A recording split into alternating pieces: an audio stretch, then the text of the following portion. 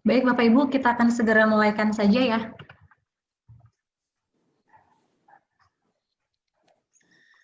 Ya, Yep. silakan.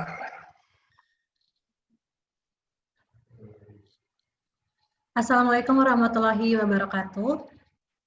Salam sejahtera untuk kita semua. Selamat siang Bapak dan Ibu sekalian. Yang terhormat,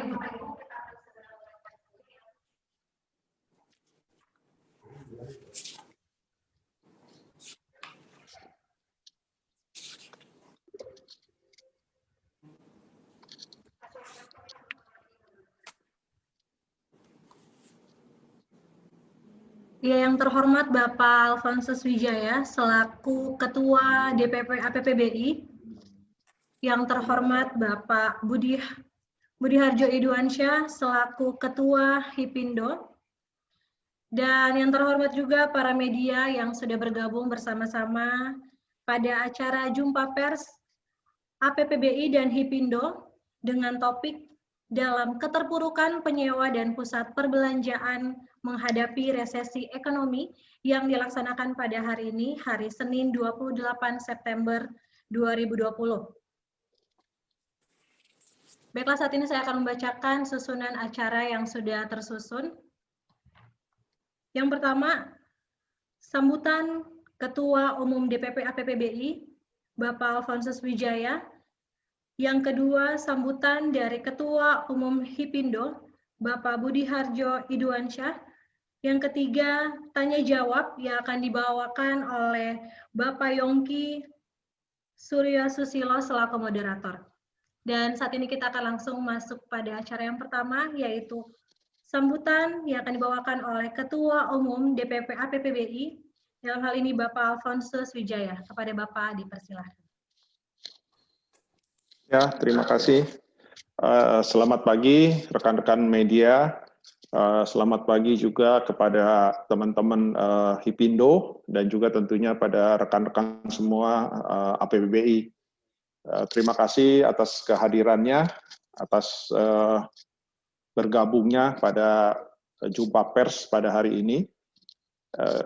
Jadi memang jumpa pers hari ini dimaksudkan untuk membahas perihal situasi dan kondisi pusat perbelanjaan, dan tentunya juga kalau bicara pusat perbelanjaan terkait juga dengan para penyewa yang ada di dalamnya. Karena para penyewa dan pusat perbelanjaan itu merupakan satu kesatuan di dalam bisnis pusat perbelanjaan. Bapak Ibu, rekan-rekan semua, kalau kita dengar ataupun kita mendengar melihat berita dan sebagainya beberapa waktu yang lalu bahwa pemerintah sudah menyatakan bahwa sudah hampir pasti akhir bulan ini Indonesia akan memasuki resesi ekonomi. Sebetulnya buat pusat perbelanjaan, resesi ekonomi itu sudah dirasakan sejak beberapa bulan yang lalu. Jadi kalaupun nanti akhir bulan itu diumumkan resmi bahwa Indonesia masuk resesi, itu kan sebetulnya hanya akumulasi saja. Akumulasi dari beberapa kejadian, kesulitan selama beberapa bulan yang baru dinyatakan di akhir bulan. Nah, sepertinya kan sudah tidak bisa dihindari lagi resesi ekonomi ini. Jadi yang perlu kita perhatikan adalah berikutnya adalah bagaimana kita mengatasi resesi ekonomi ini, ataupun bagaimana kita menyikapi resesi ekonomi ini. Menurut saya tidak ada jalan lain, cuma satu-satunya yang harus bisa diusahakan adalah bagaimana kita mempersingkat mungkin, sesingkat mungkin resesi ekonomi ini terjadi. Jangan sampai Indonesia mengalami resesi ekonomi berlarut-larut. Jadi mari sekarang sudah tidak bisa dihindari lagi, tapi bagaimana kita mempersingkat resesi ekonomi ini. Menurut saya Indonesia sebetulnya memiliki satu kelebihan, yaitu dengan jumlah penduduk yang 270 juta. Jadi seharusnya untuk mempersingkat resesi ini, tentunya industri sektor perdagangan dalam negeri harus menjadi yang utama. Kalau kita lihat Singapura dengan jumlah penduduk yang begitu sedikit, tentunya mereka akan sangat sulit mengandalkan dari industri perdagangan dalam negeri. Kalau Indonesia, di mana luar negeri pun dalam keadaan teman-teman di luar negeri pun negara-negara lain juga mengalami kesulitan yang sama, tentunya masing-masing akan mendahulukan kepentingan negara masing-masing. Nah, jadi Indonesia tentunya tidak bisa juga mengandalkan dari luar. Jadi menurut saya yang harus diutamakan adalah perdagangan dalam negeri, supaya resesi ekonomi ini bisa sesingkat mungkin. Nah, kalau kita bicara perdagangan dalam negeri, salah satunya adalah pusat perbelanjaan, salah satunya adalah industri retail. Bagaimana industri pusat perbelanjaan, industri retail bisa hidup, bisa bertahan untuk bisa menyumbang terhadap pemulihan resesi menjadi sesingkat mungkin. Yang jadi masalah adalah kondisi saat ini, pusat perbelanjaan dan juga teman-teman penyewa industri retail sedang mengalami kesulitan yang luar biasa. Jadi pusat perbelanjaan sudah defisit besar-besaran karena sejak bulan Maret, yaitu sejak Presiden Jokowi mengumumkan COVID-19 resmi masuk ke Indonesia, tingkat kunjungan langsung drop, langsung turun. Dan itu terus berlangsung terus sampai dengan saat ini. Meskipun pada saat PSBB transisi diberikan, ini kita bicara Jakarta, ya, pada saat PSBB transisi diberikan izin untuk buka dengan kapasitas 50%, tetap mengalami defisit, karena kapasitas maksimal 50% pun tidak tercapai, hanya sekitar 30-40%. Nah, jadi intinya adalah, kalau tadi kita sepakat bahwa industri perdagangan dalam negeri harus kita dahulukan, harus kita utamakan, makanya tentunya pemain-pemain di dalam perdagangan dalam negeri ini harus kuat, punya daya tahan. Kondisi saat ini sudah sangat berat. Jadi sudah seharusnya menurut saya pemerintah membantu industri perdagangan dalam negeri, salah satunya pusat perbelanjaan dan para peritel, untuk bisa bertahan. Kalau tidak dibantu, sehingga perusahaan menjadi semakin kolaps, lebih sulit lagi untuk membangkitkannya. Dan tentunya juga resesi ekonomi menjadi berkepanjangan. Nah, inilah yang kami harapkan, inilah yang kami garis bawahi, makanya kenapa hari ini kita mau berdiskusi dengan teman-teman dari media juga, dengan teman-teman semua dari APBBI dan HIPINDO juga, bahwa pemerintah harus bantu. Ya.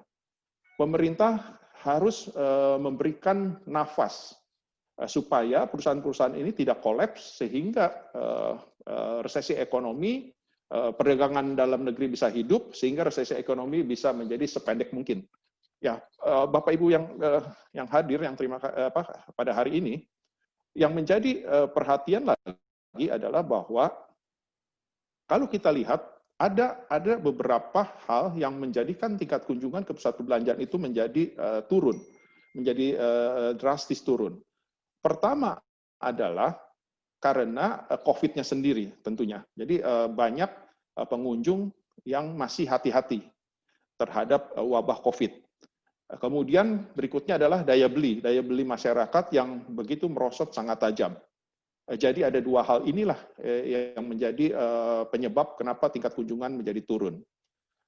Tetapi kalau kita khusus bicara DKI, kenapa saya bicara DKI? Karena DKI memegang porsi cukup besar di dalam pertumbuhan ekonomi Indonesia. Pada saat ini ditambah lagi ada dua faktor lagi, yaitu dengan pembatasan di mana-mana. Kemudian ditambah satu lagi adalah faktor restoran dan kafe tidak boleh melayani makan di tempat ataupun dine-in. Padahal restoran dan kafe itu adalah menjadi destinasi utama di pusat perbelanjaan. Nah, restoran dan kafe ini, tidak semua produk-produk dari restoran dan kafe bisa dilayani dengan take away dan delivery.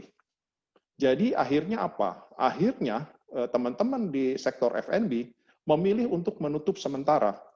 Karena kalau dipaksakan pun, biaya pendapatan penjualannya tidak bisa menutupi biaya operasional. Nah, ini yang sekarang cukup mengkhawatirkan. Karena sebagian dari mereka terpaksa karyawan-karyawannya dirumahkan. Karena teman-teman F&B memilih untuk menutup sementara. Nah, kondisi ini juga yang harus diselamatkan. Jangan sampai masuk resesi ekonomi dengan banyak karyawan yang dirumahkan, dengan banyak karyawan yang di PHK, tentunya akan memperberat lagi resesi ekonomi, dan tentunya juga akan memperpanjang masa resesi ekonomi. Kalau berkepanjangan, tadi saya sudah sampaikan, ini akan sulit untuk membangkitkannya lagi.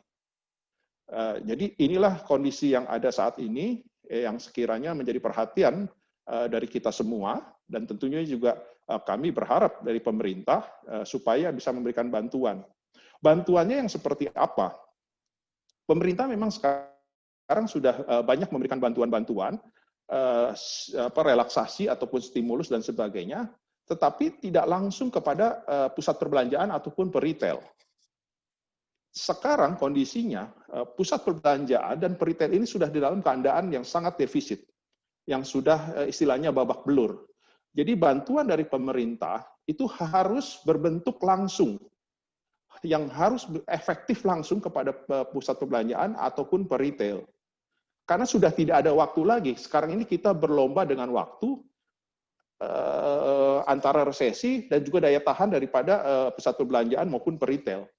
Ini yang harus kita pahami bersama. Jadi bantuan dari pemerintah pun harus yang bersifat langsung efektif mengena kepada pusat perbelanjaan sehingga bisa dimanfaatkan langsung oleh pusat perbelanjaan maupun peritel. Itulah kurang lebih apa yang bisa saya sampaikan. Mungkin nanti kita selanjutnya bisa diskusi. Terima kasih. Ya, terima kasih Bapak Alphonsus Wijaya atas sambutannya. Dan saat ini kita akan mendengarkan sambutan yang kedua yang akan dibawakan oleh Bapak Budi Harjo Iduansyah selaku Ketua Umum HIPindo. Kepada Bapak dipersilakan. Ya, terima kasih. Saya mohon ada slide yang akan ditayangkan sambil menunggu. Selamat pagi kepada semua rekan-rekan media dan juga terhadap Pak Alfon yang mewakili APPBI, kepada Pak Yongki, ya, jadi juga teman-teman dari HIPindo. Memang saat ini adalah sudah waktunya dari sektor pusat belanja dengan tenan dan retail kita menyuarakan juga dalam preskon ini kondisi-kondisi yang segera harus ada tindak lanjut daripada pemerintah dan juga terhadap para semua pemangku kepentingan. Nah ini mungkin next saja, langsung kita menuju ke next ya, next lagi, next lagi ya. Kita bicara yang kategori anggota dahulu. Kategori anggota, jadi sektor daripada anggota HIPindo ini adalah semua sektor tenan dan retail yang sangat penting buat sektor konsumsi yang merupakan tulang punggung daripada ekonomi. Jadi kami ada mempunyai restoran dari teman-teman, dengan ada juga kafe dan juga ada toko baju, sepatu, sampai dengan optik, supermarket, salon, dan lain sebagainya. Nah ini sebagai background untuk kenapa kita sangat penting untuk kita bekerja sama dengan semua pemangku kepentingan. Next-nya lagi. Nah, ini yang kita mau singgung adalah bahwa secara ekosistem, para tenan dan retailer ada bernaung di pusat belanja. Nah, kami menciptakan lapangan pekerjaan untuk banyak sekali karyawan, yang mana memang saat ini kami sangat menghargai pemerintah sudah memberikan bantuan dengan kepada karyawan-karyawan kami melalui BLT Kartu Prakerja, BPJS, dan juga mungkin dengan bantuan sembako dan lain sebagainya. Nah, yang jadi permasalahan adalah sekarang adalah dari mulai pusat perbelanjaan dengan tenan, ini saat ini kami dalam situasi yang sangat tidak baik dengan adanya bulan Maret sampai dengan sekarang, posisi omset yang sangat turun, kondisi kas perusahaan yang sangat minim, sehingga next slide-nya, kami selaku sektor yang di tengah, yang mana kami mempunyai kewajiban terhadap pemasok, terhadap pemerintah melakukan setoran pajak, dan terhadap pusat belanja juga, itu mengalami kondisi yang sangat sulit.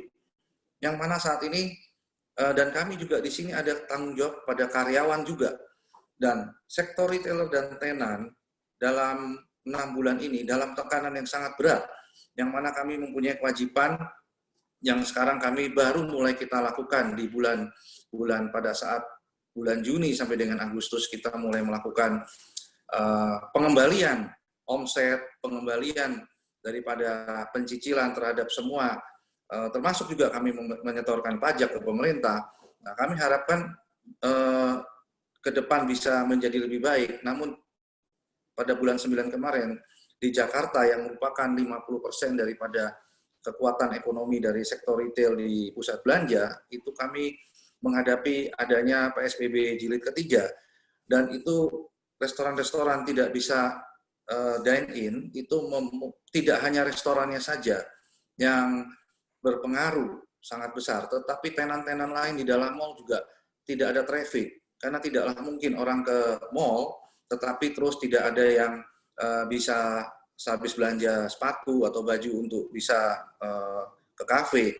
Mereka akhirnya mengurungkan untuk ke mallnya.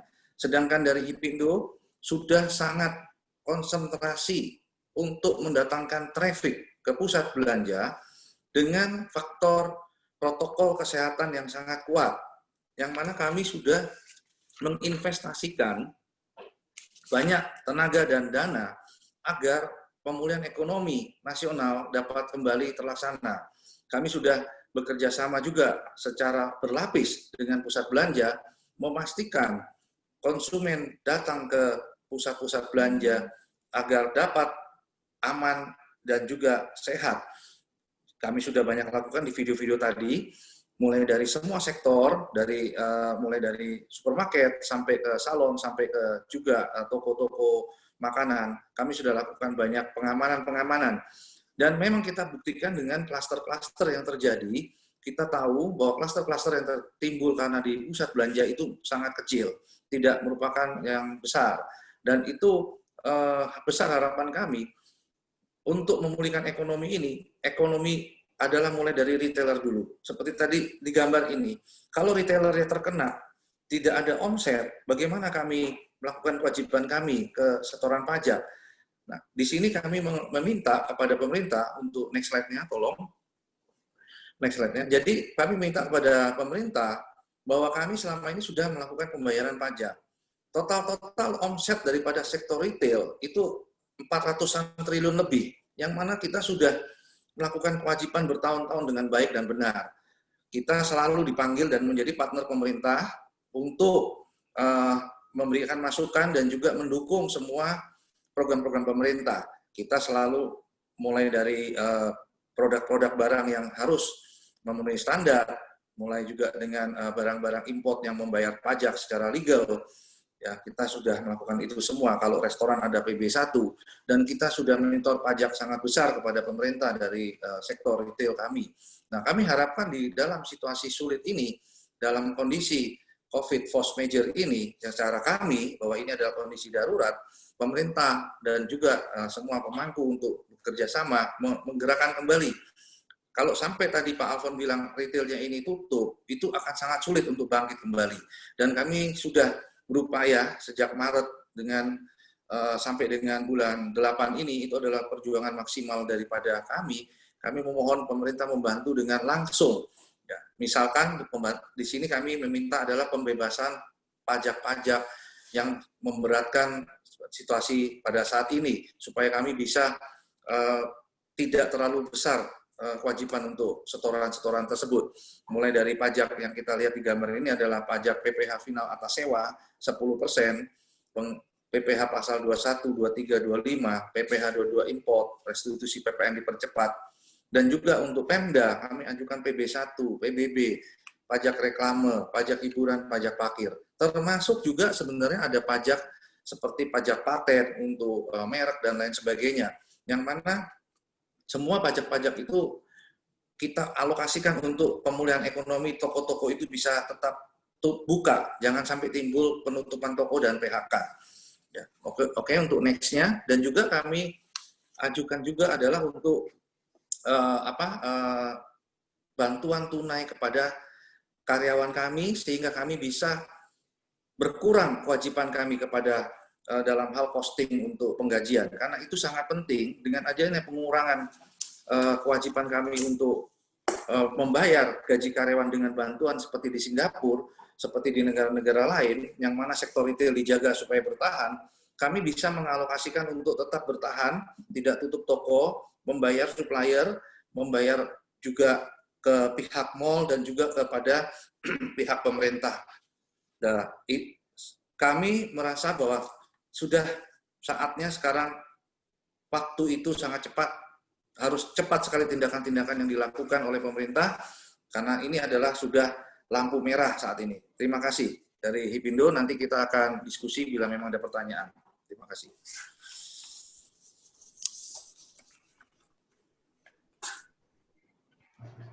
Ya, terima kasih Bapak Budi Idoansyah atas sambutannya. Dan saat ini kita akan langsung masuk pada sesi tanya jawab yang akan dipandu oleh Bapak Yongki Surya Sisilo. Kepada Bapak dipersilakan. Ya, oke. Selamat siang teman-teman semua dari APBBI dan juga Hipindo dan juga teman-teman pers di sini. Jadi sebelum kita akan masuk pada sesi tanya jawab, saya akan share beberapa informasi dulu ya kepada Anda semua di sini.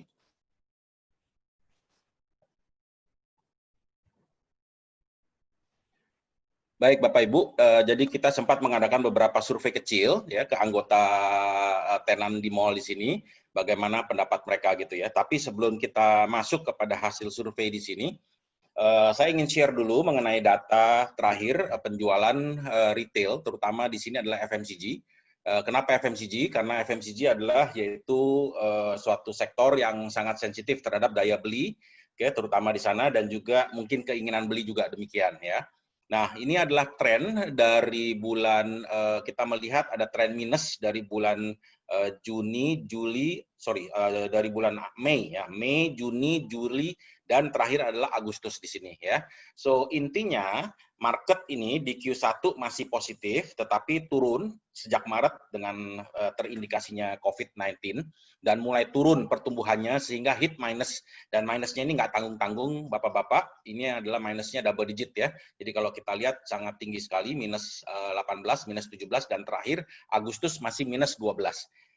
Saya memprediksi di bulan September ini juga masih minus di sini ya secara nasional. Nah, minus ini terutama datang dari minus yang sangat besar sekali, marketnya jatuh hampir 25% Bapak Ibu ya di kelas bawah, ya, yaitu yang general trade, yang kelas bawah di sini ya. Kelas minimarket, supermarket dan hypermarket ternyata juga minus ya di bulan Juni, Juli ya. Agustus sudah mulai positif sedikit, tapi positif cuma 1,3% ini terlalu kecil di sini karena ekspansi dan macam-macam masih di atas 5% gitu loh ya. Jadi kita melihat di sini bahwa market ini masih sangat lemah. Ya, jadi pemerintah turut membantu daya beli dalam hal yaitu BLT, tetapi mungkin baru berjalan beberapa minggu terakhir di sini gitu loh ya. Jadi kita akan coba monitor terus, mudah-mudahan bisa membantu. Cuma kami minta memang fokus di kelas bawah kalau mau membantu BLT gitu ya. Nah, kalau dari segi konsumen sendiri, persepsinya bagaimana? Mereka sejak ada rilis PSBB ketat menjadi transisi, itu mereka ekspektasi kembali ke normal. Jadi tidak ada yang namanya new normal atau next normal. Pokoknya hidupnya normal kembali seperti dulu. Tentunya harus dengan protokol kesehatan di sini. Jadi kalau Anda lihat semua di sana, mereka sudah berekspektasi bulan Juni, Juli, Agustus, Oktober itu adalah yaitu berkumpul bersama, menghadiri acara, belanja di mall, ya seperti itu, bepergian keluar kota, ya mereka ingin nonton bioskop, nonton konser, dan keluar negeri di sana. Ya tentunya ini keinginan semua consumer di Indonesia gitu ya. So tapi kita pace by pace, step by step di sini mengembalikan kehidupan sosial dari manusia Indonesia di sini, masyarakat gitu ya. So belanja di mall, jalan-jalan di mall, makan di mall itu adalah bagian daripada sosial Indonesia, masyarakat sosial Indonesia. Jika itu dihilangkan, itu sudah tidak normal lagi seperti itu gitu loh. Jadi ini adalah ekspektasi mereka, dan mereka Anda lihat sendiri di berita-berita bahwa semua sudah mulai mulai keluar kota, makan di luar ya seperti itu gitu loh. Nah, persoalannya kami melihat di sini bahwa perilaku mereka belum maksimal dalam hal mengikuti protokol kesehatan. Nah, ini yang mungkin pemerintah harus fokus di sini gitu loh ya kan. Seperti pagi ini juga Pak Presiden mengatakan harus mini PSBB. Jadi harus dilihat kasusnya per daerahnya di sana gitu loh. Kayak kasus per kasus gitu loh. Nah, saya ada buat beberapa ekspektasi dari bulan akhir Juli di sini bagaimana karena memasuki Q3, Q4. Karena tadi seperti Pak Alphonse mengatakan, kita tidak boleh lama-lama di sini. Memang semua di dunia ini masuk resesi, tetapi kemampuan kita untuk bisa rebound secepatnya tuh ada sebenarnya gitu ya. Karena Indonesia tuh 57% kontributornya tuh adalah spending lokal di sini gitu istilahnya. Jadi kita punya kesempatan untuk bisa rebound di Q3 dan Q4 di sana. Akan tetapi kami melihat bahwa eksekusi daripada protokol kesehatan itu masih sangat lemah gitu loh ya kan, terutama di jalan-jalan di pelosok-pelosok. Nah, ini bukan di mall gitu loh ya. Jadi di mall itu adalah salah satu yang paling excellence gitu loh ya, dalam hal mengeksekusi ya. Jadi harus dilihat kasus per kasus seperti itu. Nah, kami melihat untuk Q3 FMCG akan mulai ada potensi masuk ke positif sedikit gitu ya. Nanti Q4 mulai meningkat lagi di sana. Tetapi dengan adanya PSBB kembali lagi, ini bisa berubah lagi. Nah, kami di retail lifestyle juga melihat di sini bahwa dari quarter ke quarter itu ada peningkatan ya, quarter ke quarter, karena di quarter 2 tuh paling down ya, hilang bisnis istilahnya. Nah, mulai naik di Q3 antara 10 sampai 25%. Baru nanti kita expect di Q4 tuh bisa sampailah 40% dari bisnis pertumbuhan bisnis gitu ya kan. Tetapi tetap ya Bapak Ibu bahwa penjualan mereka di Q3 Q4 ini masih minus dibanding dengan tahun lalu, year on year di sana. Kalau quarter ke quarter meningkat, tetapi year on year tuh masih jauh di bawah daripada tahun lalu gitu ya. Antara 40% sampai 60% saja ya reach out daripada sales dia gitu dibanding tahun lalu. Oke, nanti Q4 akan meningkat lagi ekspektasinya di sana gitu loh. Nah, ini harapan kita untuk bisa benar di 2001 nanti Q1, Q2 udah mulai juga ke arah positif bagus di sana. Gitu loh, ya. Nah, Bapak Ibu, kita mengadakan survei dari beberapa sektor yaitu fashion, ada F&B dan juga department store. Jadi dari survei kita ini kita menanyakan ya kan, ketika PSBB ketat waktu itu Mei, Juni, Juli ya kan, berapa persen ya turun dibanding dengan tahun sebelumnya gitu istilahnya year on year. Ya, hampir hasilnya sama, kira-kira sekitar 80% Pak. Masih tertinggal 20%. Karena udah ada kelegaan di sini ya, PSBB dilonggarkan semua, mungkin udah ada revenue. Tadinya bisa ada 100% Pak, karena ditutup total di sana gitu loh. Ya. So rata-rata 80%. F&B masih bisa hidup sedikit karena ada delivery di sini ya, lewat GoFood atau delivery sendiri di sana. Tapi tidak menutupi semua omset yang hilang gitu loh. Jadi hanya sebagian saja. Jadi bukan solusi total ya dalam hal delivery di sini ya. So kedua adalah yaitu kira-kira ya ekspektasi Anda ketika PSBB ini diketatkan kembali September Oktober berapa yang akan berapa persen Anda kehilangan. Nah, kalau dari department store dia kembali lagi ke angka 80%. Fashion juga demikian, meskipun dibuka, tetapi mereka nggak sure gitu loh. Ya, F&B sekitar 50%, Anda ingat, karena mereka masih ada delivery. Tadi persis apa yang dikatakan Pak Alphonse, bahwa makan itu adalah salah satu tujuan daripada consumer ke mall di sana. Jadi, kalau makannya dihilangkan, hanya take away, dan retail dibuka, itu tidak membantu sama sekali di sini gitu istilahnya. Ya, karena mereka harus duduk, harus makan, seperti itu. Ya. Baik Bapak Ibu, so intinya kita menanyakan juga kira-kira ini dampaknya apa dengan adanya PSBB lagi di sini, karena kita tahu di PSBB pertama adalah cash flow menjadi problem utama dan mereka cuma mengatakan Pak kita cuma punya sisa yaitu untuk 3 bulan ke depan. Nah ternyata di dalam waktu perbaikan 3 bulan ke depan kembali lagi ke lebih ketat lagi di sana ya. Jadi dampaknya apa kira-kira, plan-nya apa? Dari fashion kemungkinan besar mereka akan merumahkan kembali karyawan mereka gitu loh. Mereka berusaha tidak PHK. Karena apa? Training itu mahal. Jadi kalau mereka harus merekrut lagi, mentraining lagi itu lebih mahal lagi, nggak kuat lagi seperti itu. Oke? Dan ketiga adalah potong gaji, ya seperti itu. Tetap di F&B sama juga seperti itu, merumahkan karyawan, ya tidak PHK, ya, potong gaji dan sebagainya. Tetapi kalau kita lihat di partner store, karena mereka tuh punya area yang luas dan cost-nya juga mungkin lumayan, mau nggak mau dia bilang kemungkinan besar akan ada PHK lagi di sini. Kedua, baru merumahkan karyawan, ya, dan pemotongan gaji seperti itu. Nah, Bapak Ibu, dari beberapa option yang mereka coba usulkan ya kepada pemerintah, pertama adalah yang paling penting dari mereka mengatakan adalah enforcement atau operasi lapangan itu yang harus ketat sekali. Jadi kita semua setuju di sana, okay? Tapi bukan di mall, bukan di resto atau di kantor, tetapi di jalan-jalan, ya, di pelosok-pelosok kota, di pinggir-pinggiran daerah, karena masih secara kasat mata mereka tidak pakai masker, Pak, gitu loh, masih kumpul-kumpul dan sebagainya.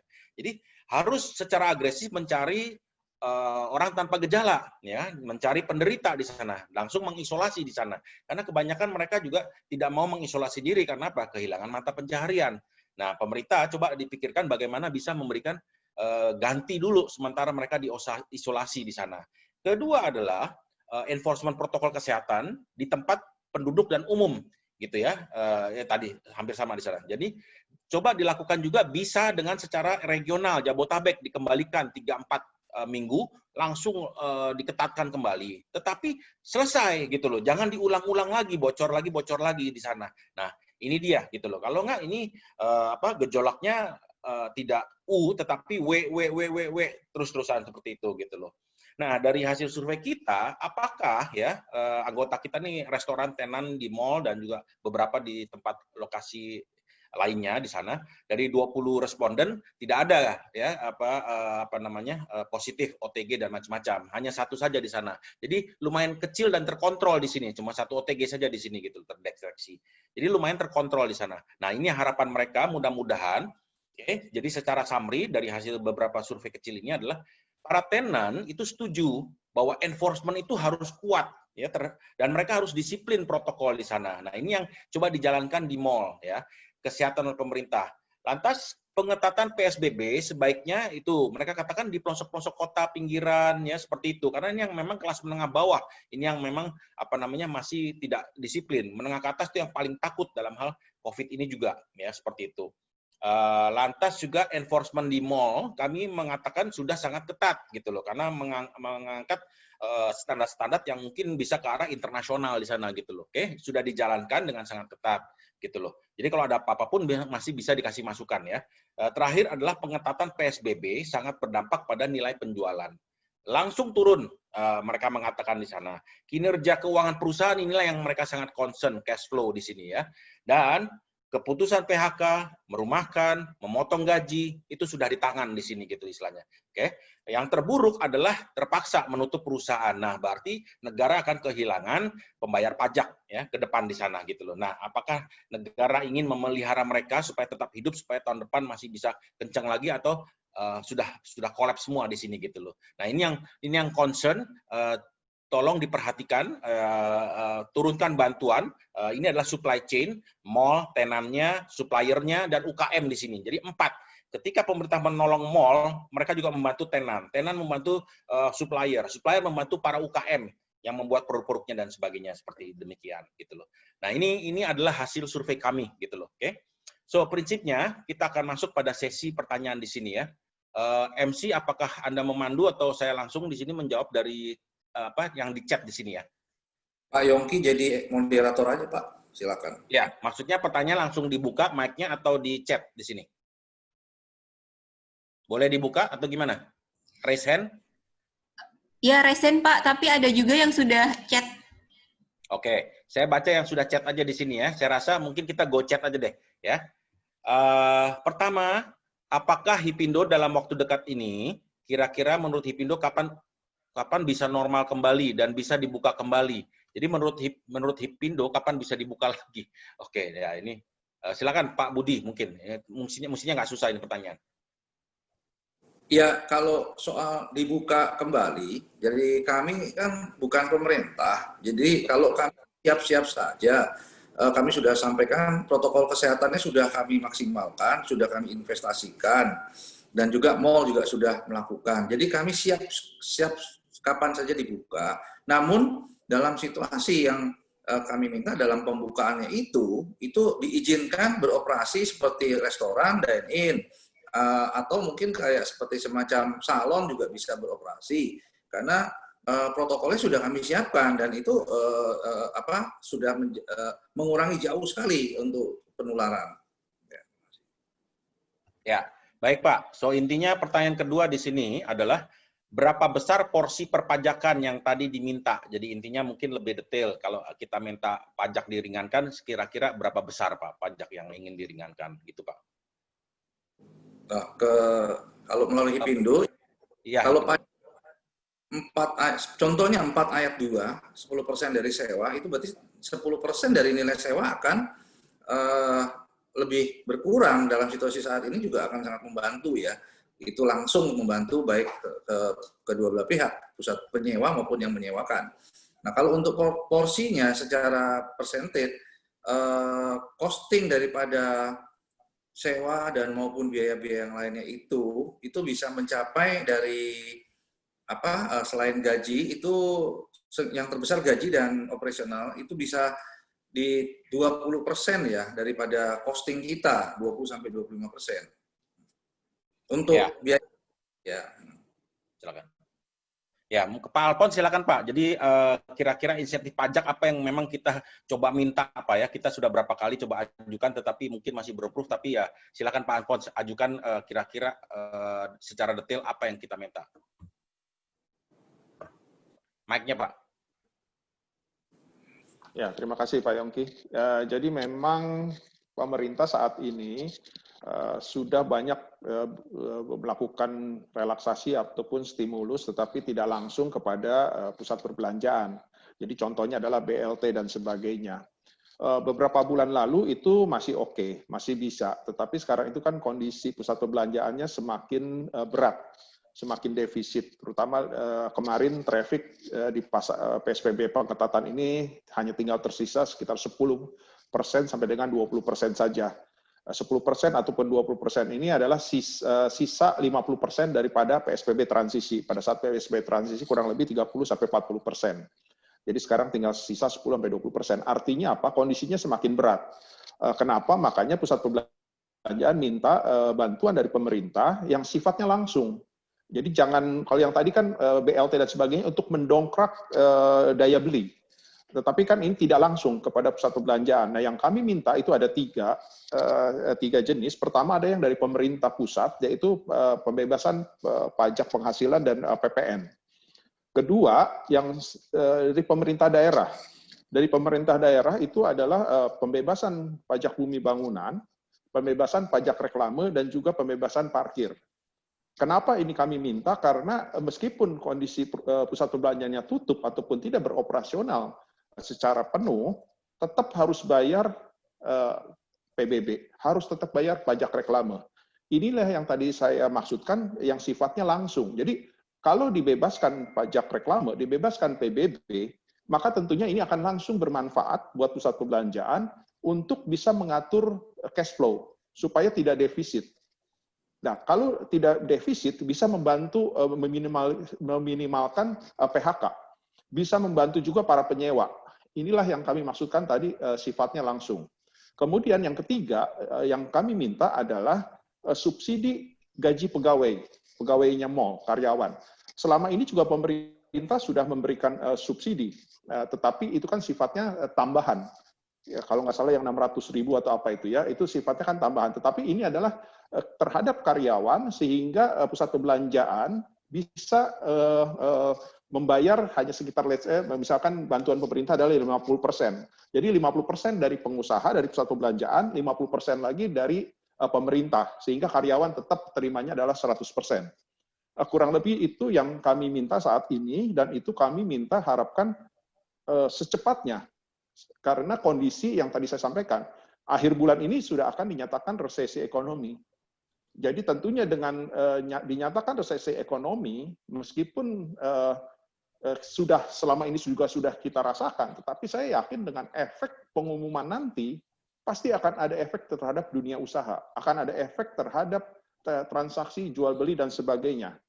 inilah yang kami harapkan, sehingga diharapkan pemerintah bisa secepatnya merespon permintaan-permintaan dari industri usaha retail maupun pusat perbelanjaan.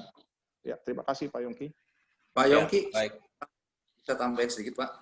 Silakan. Ya, jadi seiring dengan Pak Alfon bahwa memang saat ini bantuan langsung ke pengusaha yang kami ajukan.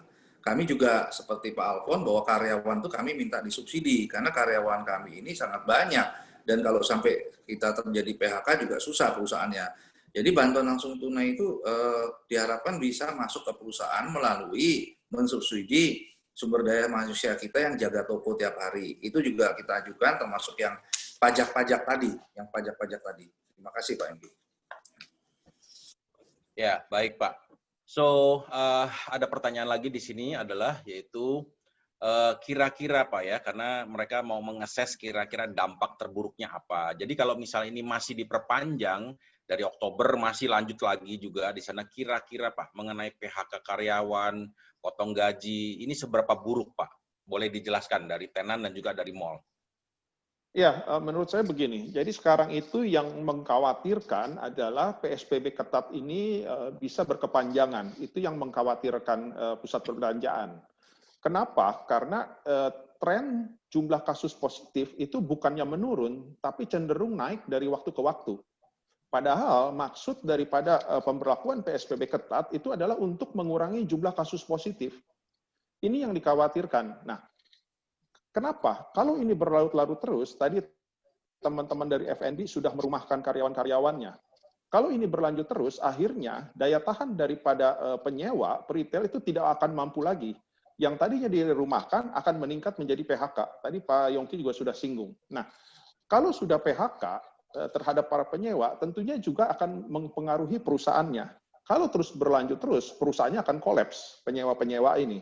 Kalau penyewa-penyewa ini kolaps, ya tentunya akan berefek kepada pusat perbelanjaan.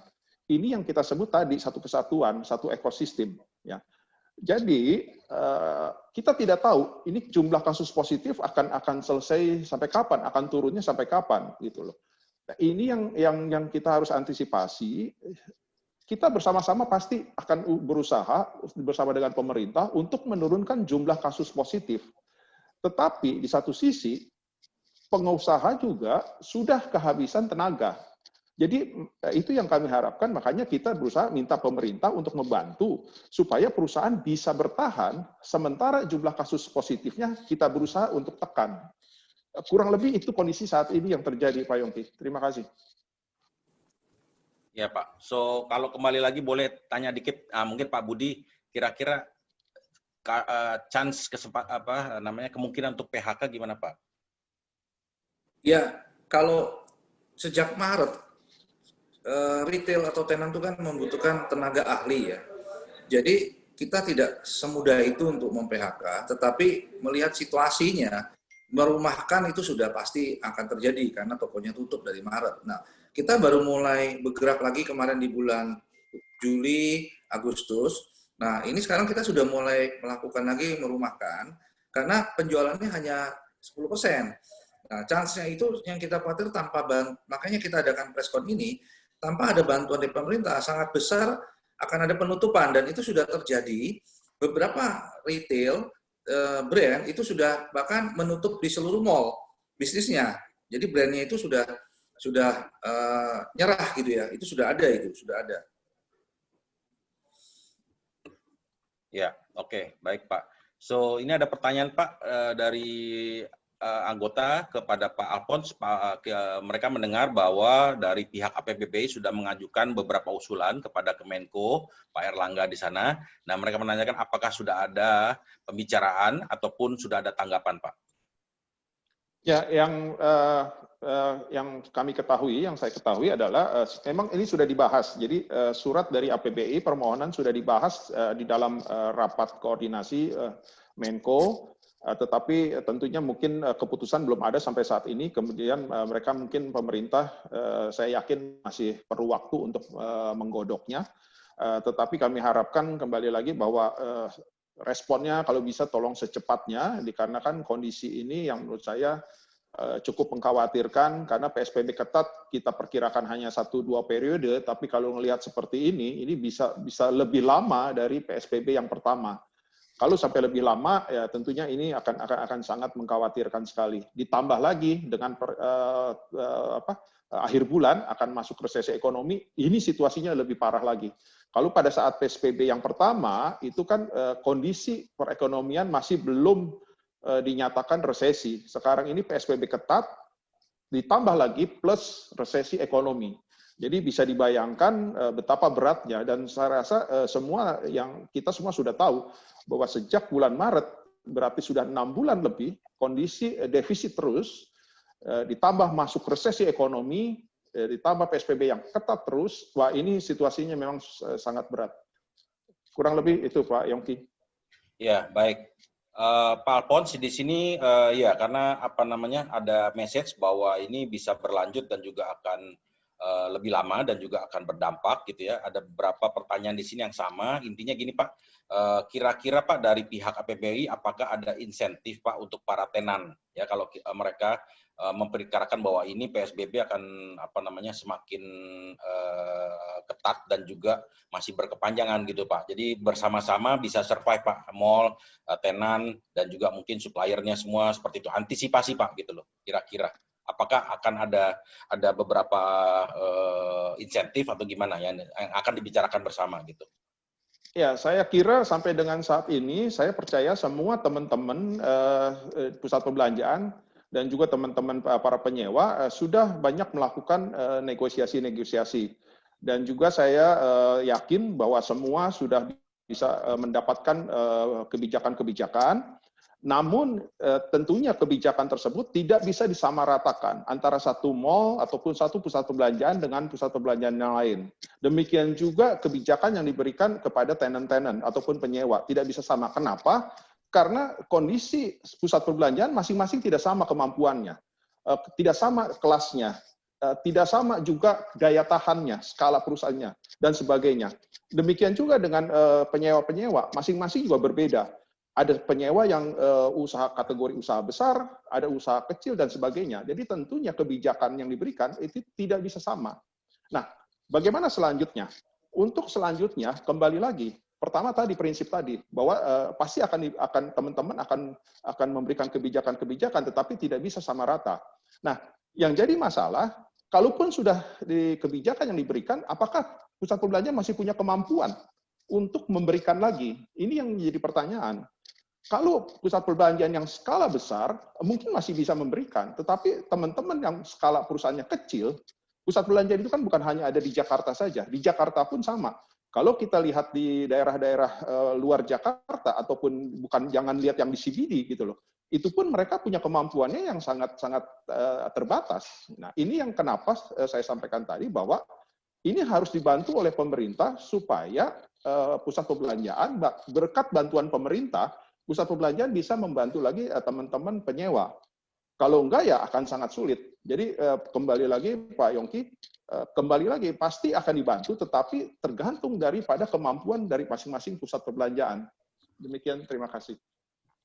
Ya, baik. So intinya adalah masih coba diusahakan mendapatkan negosiasi ya masing-masing di sana gitu. Jadi tidak bisa disamaratakan. Oke. Oke. So prinsipnya di sini kalau kita lihat ini dari Lotte Avenue melaporkan bahwa ini juga mungkin kita melaporkan bahwa sekarang saat ini Jakarta lagi diketatkan, pembelanja dan juga mungkin yang ingin makan luar pada lari ke pinggir di sini ya, mungkin ke Alam Sutra, ke Tangerang atau ke Bekasi di sini gitu loh. Nah ini nggak fair di sana katanya seperti itu. Untuk yang pebisnis di Jakarta di sana gitu. Nah ini laporan daripada Lotte. Nah kira-kira apakah demikian Pak Budi? Ya, kemarin hari Minggu itu suburban daerah Tangerang, Bekasi ramai sekali mall-mallnya. Jadi memang ada limpahan dari Jakarta, tetapi intinya bukan di situ sih. Intinya adalah pada saat weekend aja ya ramainya, tapi pada saat hari biasa juga udah biasa. Prinsipnya adalah yang sudah melakukan protokol kesehatan harus diberikan privilege atau diberikan spesial untuk tetap bisa berusaha. Jadi yang belum yang harus diperbaiki. Nah, itu yang harus jangan semua dipukul rata. Itu yang paling penting untuk disuarakan. Kita sudah investasi tadi. Jadi jangan sampai sudah betul, sudah tepat tapi masih tetap ditutup. Sedangkan pada saat kita tutup ada tempat-tempat yang tidak melakukan protokol boleh buka. Nah, ini kan menjadi klaster baru nantinya. Kita maunya sehat dulu deh. Sehat dengan ekonomi itu kalau dengan protokol itu sudah bisa bersamaan. Terima kasih. Ya, baik. Saya rasa banyak pertanyaan yang sama di sini, saya sudah ungkapkan di sini. Mungkin last message Pak Budi dari Hipindo, apa yang mungkin Anda harapkan dari dari pemerintah ataupun mungkin dari Pemda di sini, terutama di sini. Silakan Pak. Iya, jadi sudah waktunya untuk langsung diberikan bantuan yang sifatnya bukan seperti misalnya potongan-potongan yang sweetener ya, tapi benar-benar yang seperti karyawan ditanggung oleh negara 50%, itu yang kami ajukan. Kami juga sudah bikin surat ke Pemulihan Ekonomi Nasional kepada Pak Menko bahwa ini sektor konsumsi ini harus dijaga. Kalau ini sampai terkena, pertahanan kita sudah nggak ada, karena disinilah benteng terakhir. Benteng terakhir adalah retail, konsumsi. Itu yang bisa kita gunakan sementara sambil diperbaiki mungkin untuk manufaktur dan lain sebagainya atau ekspor. Tapi dalam negeri ini yang harus diamankan. Bantulah kami yang sudah membayar pajak selama ini, sudah membayar pajak dengan benar, sudah mengikuti semua peraturan pemerintah, dan harapan kami waktu juga sangat penting, harus cepat. Karena dengan makin besarnya, makin buka dan makin besarnya perusahaan-perusahaan yang retail ini sekarang, karyawan itu adalah kas kami itu habis untuk membayari biaya-biaya, sedangkan pemasukan tidak ada, dan sudah meminjam dari luar, termasuk mungkin kalau pengusaha sudah membayar selama 6 bulan ini dari dana pribadi, itu sudah nggak mungkin kuat lagi. Dan pada saat sudah nggak kuat, yaitu yang kami khawatirkan, bangunnya lebih susah dibanding pada saat ini masih bisa ditolong. Demikian. Ya, oke. Ini ada beberapa pertanyaan tambahan. Operator, apakah bisa dibuka mic dari detik.com tadi? Sudah, Pak. Sudah. Halo, selamat siang Pak Budi, Pak Yongki, Pak Alphonse. Halo, Pak. Ya, silakan. Ya, Pak Budi tadi lagi ngebahas yang ada lonjakan ke pusat perbelanjaan di luar Jakarta. Terutama kan di Bekasi, Depok, Tangerang ya Pak. Nah ini kalau dari Hipindo melihatnya seberapa besar sih Pak? Dan memang apakah fenomena itu ada? Jadi dari Jakarta berpindah ke mall di luar Jakarta. Lalu Pak, dari Maret sampai September ini kerugiannya dari peritel atau dari pusat perbelanjaan itu akumulatifnya berapa sih Pak? Dan total dari pegawai yang terdampak baik dirumahkan dan di PHK mungkin ada angkanya Pak. Terima kasih, itu aja dulu Pak. Ya, kalau yang pertama memang itu otomatis pada saat PSBB ketat di Jakarta, ya pasti akan bila di daerah penyangganya boleh, misalkan boleh untuk makan, ya pasti akan terjadi lah ya. Itu, tapi yang kami maksudkan adalah tetap di daerah penyangga itu kami melakukan protokol ketat, sehingga baik dari segi kapasitas maupun dari segi protokol kesehatannya, sehingga itulah yang kita maksudkan bahwa kalau sudah menjalankan pastikan konsumen juga sekarang sudah sangat cerdas, mereka akan memastikan kesehatan lebih dahulu dibanding hanya untuk makan-makan gitu ya. Nah, ini yang kita harapkan di semua sektor, bukan hanya di pusat belanja atau di tenan, tetapi di semua sektor bisa menjalankan protokol kesehatan. Nah, kalau untuk jumlah tenaga kerja, memang di kami ini ada sekitar 3 juta tenaga kerja seluruh Indonesia. Nah, yang terdampak itu dari 3 juta itu 50% itu adalah sektor yang ada di pusat belanja, kira-kira pusat belanja di mall. Nah, di mall itu kalau 50% itu terdampak, ya udah pasti kan angkanya sebesar itu ya, yang akan berkurang pendapatannya, maupun dirumahkan. Jadi di 1.500.000 itu akan terjadi, belum termasuk keluarganya. Ini yang akan menjadi termasuk daya belinya juga, walaupun dibantu pemerintah, daya belinya akan terkena juga, akhirnya lingkaran ekosistem akan terkena. Nah, kalau untuk berapa besar penurunan saat ini dengan 50% kapasitas yang diperbolehkan, ya berarti kami hanya bisa bekerja dengan omset 50%. Nah, ini yang kita lihat, dengan omset 50% harusnya logikanya, karena pemerintah membatasi untuk kesehatan dan kita sudah membayar pajak, 50% subsidi langsung harus diberikan kepada pengusaha. Karena pengusaha cuma dibatasi separuh, jadi dia tidak bisa menanggung biaya 100%. Itu yang kami maksudkan. Apakah terjawab, Mbak?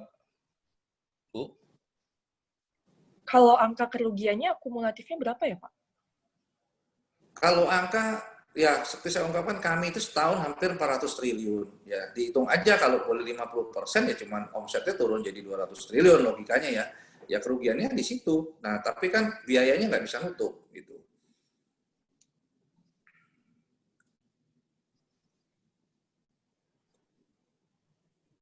Ya, oke.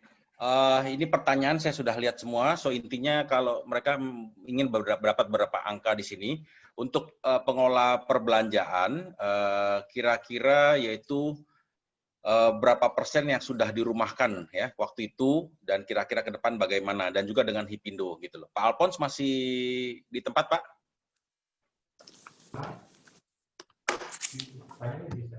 Bapak Alphonse-nya lagi keluar, Pak.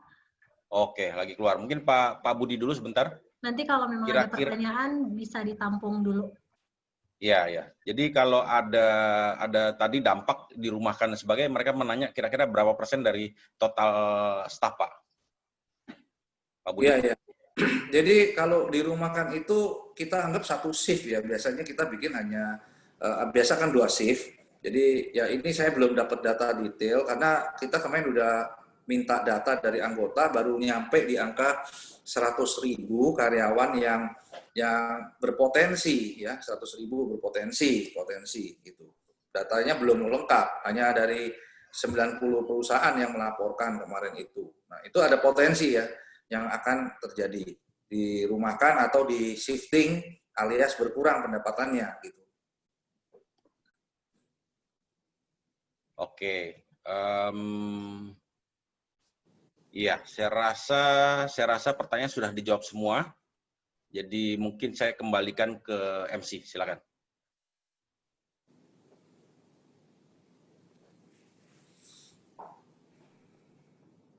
Iya, baik.